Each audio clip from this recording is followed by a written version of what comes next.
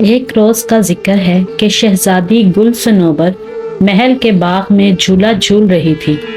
اس کی دیکھ بھال کرنے والی کنیزیں بھی اس کے ساتھ تھیں۔ ملکہ اور بادشاہ بھی وہیں تخت پر بیٹھے تھے۔ شہزادی کو باغ میں جھولا جھولنا بہت اچھا لگتا تھا۔ وہ اپنی کنیزوں کے ساتھ روز شام میں باغ میں آتی تھی۔ آج اس کے ساتھ ملکہ اور بادشاہ بھی آ گئے تھے۔ شہزادی حسب معمول جھولا جھول رہی تھی کہ اچانک اس کی نظر ایک نہایت خوبصورت پرندے پر پڑی۔ اس کا رنگ سنہری تھا اور سر پر ایک چھوٹا سا تاج بھی تھا۔ وہ درخت پر بیٹھا اسے ہی دیکھ رہا تھا۔ پرندے کی خوبصورتی دیکھ کر شہزادی گل صنوبر دنگ رہ گئی اور جھولے سے اتر کر اس درخت کے نزدیک آ گئی جس پر وہ خوبصورت پرندہ بیٹھا تھا۔ اس نے پرندے سے کہا، تم کتنے خوبصورت ہو، آؤ میرے پاس، میں تمہیں کھٹی میٹھی رس بھریاں کھلاؤں گی۔ اس کی بات سن کر پرندے نے کہا، میرا دل تو چاہ رہا ہے کہ تم جیسی اچھی اور خوش اخلاق لڑکی کے ساتھ کچھ دیر بیٹھ کر باتیں کروں اور کھٹی میٹھی رس بھریاں بھی کھاؤں، مگر میں تو نگر نگر کی سیر کرنے کے لیے نکلا ہوں، اس لیے چلتا ہوں۔ یہ کہہ کر اس نے اپنے پر پھڑ پھڑائے اور اڑ گیا۔ شہزادی صنوبر کو بہت حیرت ہوئی کہ وہ خوبصورت پرندہ انسانوں کی طرح باتیں کرتا تھا۔ وہ بھاگ کر بادشاہ کے پاس آئی اور بولی، ابا حضور، مجھے وہ بولنے والا پرندہ چاہیے، ابھی اور اسی وقت۔ پہلے تو بادشاہ کی سمجھ میں کچھ نہیں آیا کہ شہزادی صنوبر کیا کہہ رہی ہے، مگر جب کنیزوں نے بتایا کہ درخت پر ایک سنہری پرندہ آ کر بیٹھا تھا اور انسانی زبان میں کچھ کہہ رہا تھا، تو بادشاہ نے کہا، بیٹی، میں نے کہانیوں میں سنا ہے کہ پرستان میں کچھ ایسے پرندے بھی ہوتے ہیں جو انسانوں کی طرح باتیں کرتے ہیں۔ وہ پرندہ پرستان سے ہی آیا ہوگا، ہو سکتا ہے وہ کل پھر آئے۔ اگلے روز شہزادی صنوبر انتظار ہی کرتی رہی، مگر وہ پرندہ دوبارہ وہاں نہیں آیا۔ اس کی فکر میں شہزادی نے پورے دن نہ کچھ کھایا اور نہ کچھ پیا۔ جب رات ہوئی تو وہ بالکل ہی نا امید ہو گئی اور ملکہ کے گلے لگ کر رونے لگی۔ ملکہ نے اسے مختلف طریقوں سے بہلانے کی کوشش کی، مگر اس عجیب و غریب پرندے کے خیال کو شہزادی صنوبر کے دل سے نہ نکال سکی۔ اپنی چہیتی بیٹی کو اداس دیکھ کر بادشاہ بھی پریشان ہو گیا۔ جب 2-3 روز اسی طرح گزر گئے تو ملکہ اور بادشاہ کی تشویش میں اضافہ ہو گیا۔ شہزادی گل صنوبر ان چند روزوں میں نہایت کمزور ہو گئی تھی۔ انہیں یہ ڈر تھا کہ کہیں وہ بیمار نہ پڑ جائے۔ بادشاہ کے ذہن میں ایک خیال آیا۔ اس نے اپنے ملک میں اعلان کروا دیا کہ جو پرستان سے اس پرندے کو لے کر آئے گا اسے بہت ساری اشرفیاں انعام میں دی جائیں گی۔ انعام کا سن کر بہت سے لوگ قسمت آزمانے کے لیے نکل کھڑے ہوئے۔ پرستان بہت دور تھا اور اس کا راستہ بھی خطرناک تھا۔ راستے میں بہت سے پہاڑ تھے، دریا تھے، جنگل تھے اور جنگلوں میں خونخوار درندے تھے۔ بہت سے لوگ اونچے اونچے پہاڑوں پر نہ چڑھ سکے، بعض دریا کو عبور نہ کر سکے، کچھ لوگ جنگل میں درندوں کو دیکھ کر ہمت ہار بیٹھے۔ بس کوئی بھی اس پرندے کو نہ لا سکا۔ اگلے روز ایک نوجوان بادشاہ کے محل میں آیا اور اس نے بادشاہ سے پرستان جانے کی اجازت طلب کی۔ بادشاہ نے اسے اجازت دے دی اور تاکید کی کہ وہ اس پرندے کو جلد از جلد لانے کی کوشش کرے، کیونکہ شہزادی گل صنوبر کی حالت دن بدن بگڑتی جا رہی تھی۔ وہ نوجوان اپنے گھوڑے پر سوار ہو کر اس پرخطر سفر پر روانہ ہو گیا۔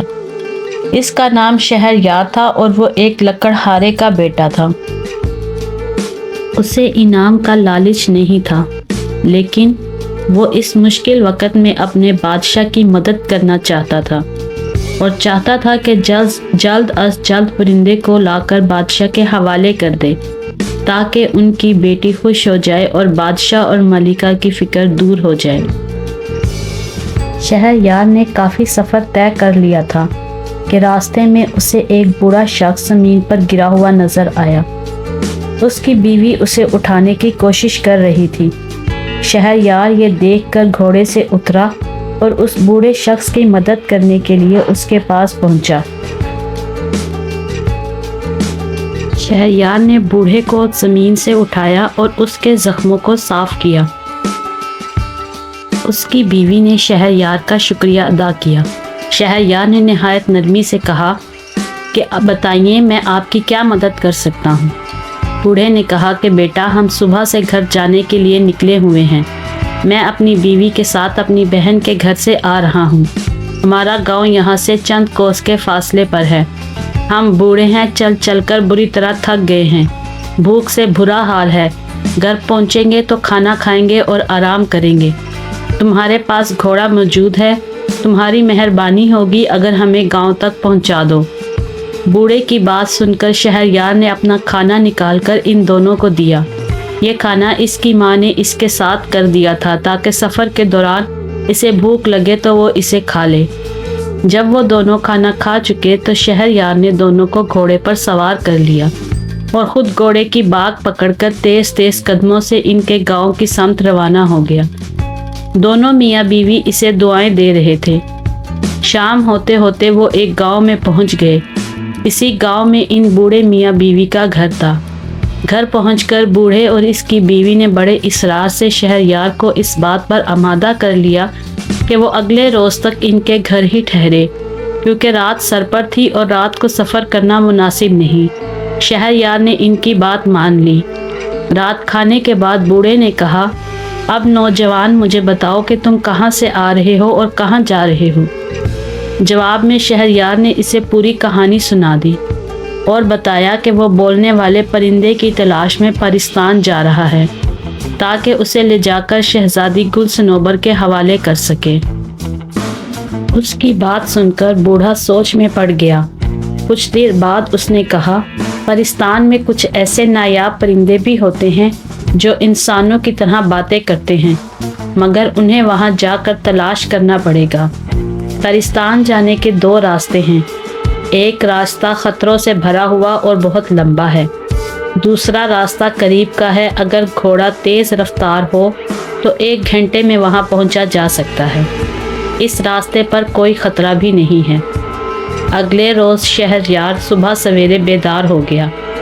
بوڑھے نے اسے پرستان کا راستہ اچھی طرح سمجھا دیا تھا۔ وہ روانہ ہونے لگا تو بوڑھے نے اپنے گھر کے پچھلے حصے میں لگے درختوں سے بہت سارے امرود توڑ کر اسے دیے اور بولا، پرستان کے پرندے امرود بہت شوق سے کھاتے ہیں۔ یہ پھل پرستان میں نہیں ہوتا، اسی لیے ان کی تلاش میں وہ انسانوں کی دنیا میں آ جاتے ہیں۔ تم یہ امرود اپنے پاس رکھو۔ مجھے یقین ہے کہ ان کی خوشبو وہاں کے پرندوں کو تمہاری طرف متوجہ کر دے گی۔ ہو سکتا ہے ان میں کوئی ایسا پرندہ بھی ہو جو انسانوں کی طرح باتیں کرتا ہو۔